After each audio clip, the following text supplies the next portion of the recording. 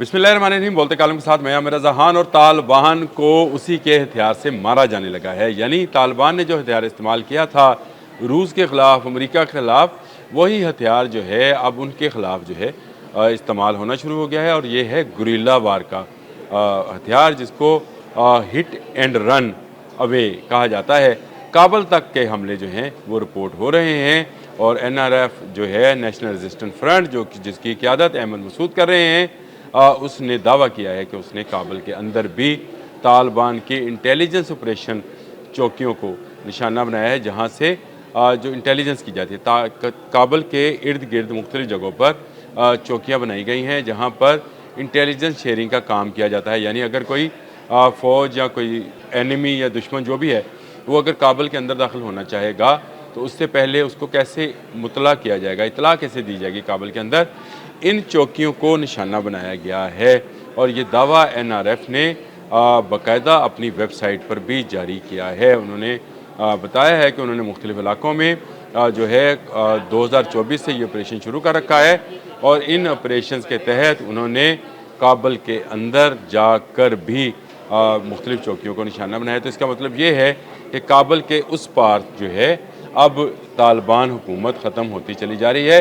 बैनुल-अक़वामी सतह पर भी यही कहा जा रहा है कि तालिबान आहिस्ता आहिस्ता काबल पर अपनी गिरफ्त को कमज़ोर महसूस कर रहे हैं। और कमज़ोर क्यों ना महसूस करें कि उन्होंने जिस मुल्क के ख़िलाफ़ जो है एक जंग का सा ऐलान कर रखा है, उस मुल्क से अब उन्हें कोई सपोर्ट हासिल होने वाली नहीं है।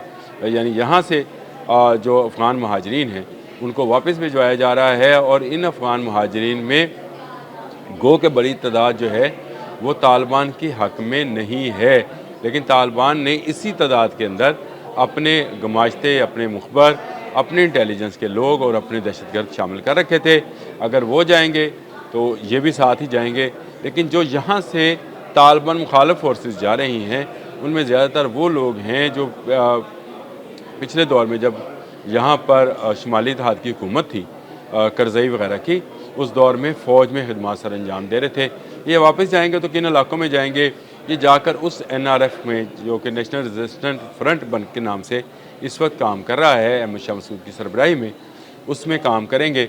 और इन्होंने अब तक बहुत सारे इलाकों पर कर लिया है। ये मैं ज़रा एक रिपोर्ट के मुताबिक ये है कि नेशनल फ्रंट के लोग जो हैं, इनके तादाद 5000 से ज़्यादा है जिन्होंने इस पर अमलदारी पर काम किया है और अफ़गानिस्तान के शुमाली हिस्सों और इलाकों में अपने इलाकों को मज़ीद वसअत दिया, यानी तालिबान से खाली कराए हैं।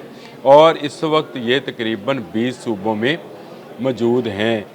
ये एक बड़ी ख़बर है और इसको बहुत नुमायाँ तरीके से जो है कवरेज भी दी जा रही है कि तालिबान की गिरफ्त जो है काबल पर कमज़ोर। देखें, अफ़गानिस्तान जो है ये पहले से ही बहुत सारे टुकड़ों में बटा हुआ है। वॉर लॉर्ड्स हैं बहुत सारी जगहों पर, जो हैं तालिबान कबीले हैं अफ़गानियों के। कोई हज़ारा कबीला है तो कोई मोहम्मद कबीला है, फिर कोई इस तरह के मुख्तलिफ़ कबाइल हैं। पठानों में जिस तरह से होता है, वहाँ पे बलोच कबाइल अलग से हैं, पठान कबाइल अलग से हैं।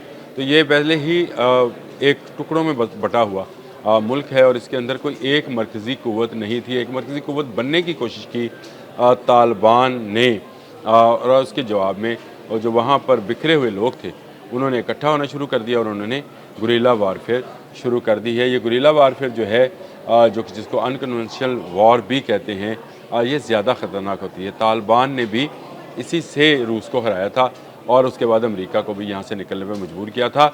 अब वही हथियार जो है नेशनल रेजिस्टेंट फ्रंट जो है इस्तेमाल कर रही है और उसमें को मज़ीद तक़वीत इसलिए मिलेगी कि ईरान से आने वाले और ताजिकिस्तान से आने वाले, उज़्बेकिस्तान से आने वाले और पाकिस्तान से अफ़गानिस्तान जाने वाले बेशतर लोग वो हैं जो कि तालिबान मुज़ालिम से तंग आकर हिजरत पर मजबूर हुए थे। और इनमें बड़ी तादाद सिक्योरिटी फोर्सेस के लोगों की भी मौजूद है, जो कि अंदेशा है। और इस पर तालिबान ने यह कहा भी है कि वो जिन्होंने फ़ौजी नवीद के जराइम कर रखे हैं उनको वापस नहीं आने देंगे।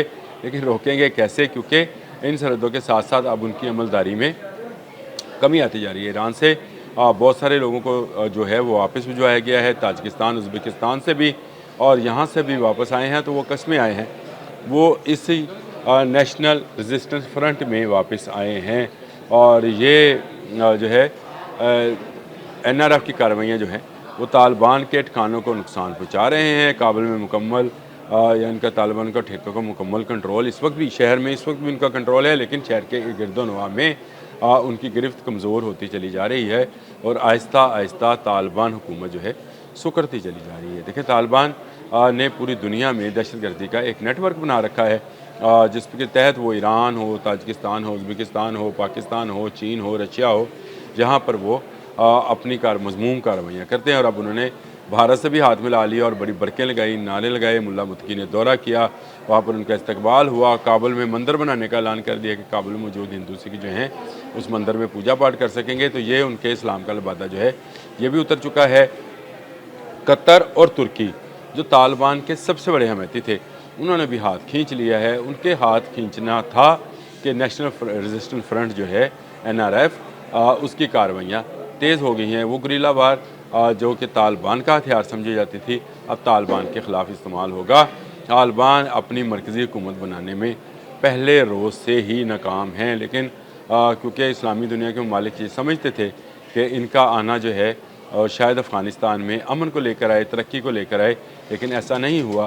तालिबान ने भी वही किरदार अदा करना शुरू कर दिया, वही जाबराना सिस्टम बनाना शुरू कर दिया, जिसके तहत जबर और जुल्म की इंतहा कर दी गई। ना सिर्फ इंतहा की गई बल्कि इर्द गिर्द के ममालिक के साथ भी इन्होंने अपने तल्लुकात को ख़राब किया, जिसमें सरफ़हरिस्त जो है पाकिस्तान शामिल है। भारत से इन्होंने हाथ मिलाकर पाकिस्तान को नुकसान पहुँचाने की बात की और पाकिस्तान में दहशतगर्द दाखिल किए, जिनके साथ हमारा रोज़ का वास्ता पड़ता है और हम उनको कुचलने में इंशाअल्लाह ताला कामयाब हो जाएंगे। कुछ हद तक तो हमने कुचल भी दिया, अब कुछ आखिरी चंद दाने हैं जिनको आने वाले चंद माह में ख़त्म कर दिया जाएगा और सरहदों को मुकम्मल तौर पर सील कर दिया जाएगा। कल मैंने इस पर एक व्लॉग भी किया था कि अफ़गानिस्तान का नुकसान ही नुकसान है, क्योंकि तजारत जो है उनकी बंद हो चुकी है। ना यहाँ से अद्वियात, न खाद, न सीमेंट, ना गंदम, न चीनी, न चावल, कोई अजनास जो हैं यहाँ से नहीं जा रही हैं। फिर बैरून मुल्क से जो चीज़ें अफ़गानिस्तान में मंगवाई जाती थी वो कराची और ग्वादर की पोर्ट से आती थी। ईरान के चाबहार से आ सकती थी, लेकिन वहाँ से भी नहीं आएंगी क्योंकि ईरान के साथ तल्लुकात ख़राब हैं और रास्ते में नेशनल फ्रंट पड़ता है।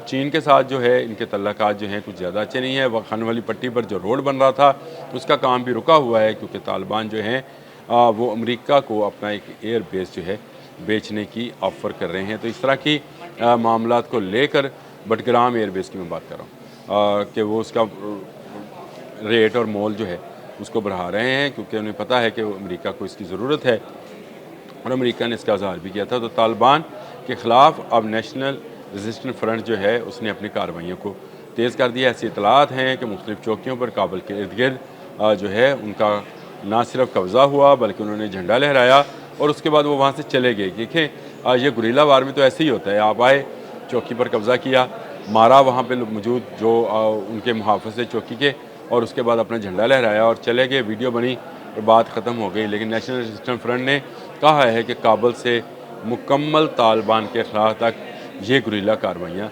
जारी रहेंगी। तालिबान अभी तक हुकूमत चलाने के लायक नहीं हुए, अबूरी सेटअप है और ये अबूरी सेटअप इसलिए था कि इक़्तिदार अवाम तक मुंतकिल होना था। जब इन्होंने इस अबूरी सेटअप को भी मलूकियत का सेटअप बना लिया, यानी बादशाहत कायम कर ली, तो फिर वो खुनज़दा हैबतुल्लाह हो या मुल्ला मुत्तकी हो, ये इसको नहीं चला पाएंगे। और जो जल्द आपको ये ख़बरें मैंने पहले भी कहा था, अब भी कह रहा हूँ कि अफ़गानिस्तान के अंदर तालिबान मुखालफ जो लोग हैं वो मज़ीद ताकत पकड़ रहे हैं और उन्हें बहुत सारे ममालिक की सपोर्ट हासिल है, खासकर ताजिक और ईरानी सपोर्ट जो है उनको हासिल है, उनको असला हासिल है और वो इससे तालिबान को काबुल से बाहर निकालने में कामयाब हो जाए। काबुल के बाहर तो उन्होंने काफ़ी इलाकों पर अपनी अमलदारी और गुरीला वार से साबित किया कि वहाँ तक पहुँच गए हैं। अब किसी दिन वो काबुल पर भी कब्ज़ा कर लेंगे और ये जल्द ख़बरें आपको मिलने वाली हैं कि तालिबान हुकूमत ख़त्म हो गई। अब तक के लिए इतना ही। अल्लाह।